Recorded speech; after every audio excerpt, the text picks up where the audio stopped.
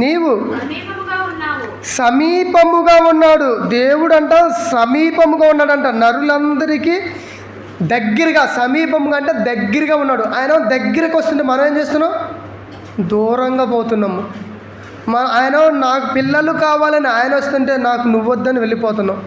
ఏమండి, ఈరోజు భూమి మీద ఉన్న తల్లిదండ్రులను చాలామంది తమ తల్లిదండ్రులను పిల్లలు వదిలేస్తున్నారు. అవునా కదండి? అయినా కానీ వాళ్ళు వీళ్ళ మీద చెడు మాటలు చెబుతున్నారండి. అయినా కానీ వాళ్ళని వద్దనుకుంటున్నారండి?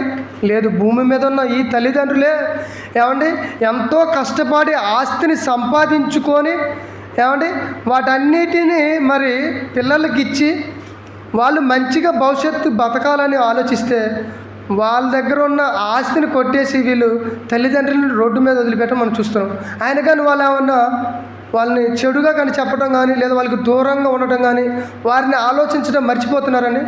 లేదండి. కానీ అలాగనే దేవుడు కూడా మన కన్న తండ్రి మనం ఆయనకి దూరం అయిపోయినా కానీ మనం అనుభవించడానికి మన కొరకు ఈ సృష్టిలో ఎన్నో మనకి పెట్టాడు. ఆయన పెట్టిందే కదండి ఇవన్నీ. ఆయన పెట్టిన వాటిని మనం అనుభవించుతూ ఆయనకి దూరంగా బ్రతుకుతున్నా కానీ ఆయనకి మనకి ఎలా ఉన్నాడంట? చదవమ్మా.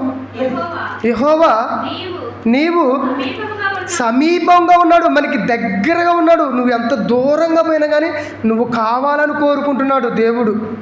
మరి ఎంతమందిని దేవుడు కావాలని కోరుకుంటున్నాడు చెప్పండి? ఆయన మనల్ని కావాలనుకుంటున్నాడు, కానీ మీలో ఉన్న వాళ్ళు ఆయన కావాలని మీరు ఎంతమందిని కోరుకుంటున్నారు?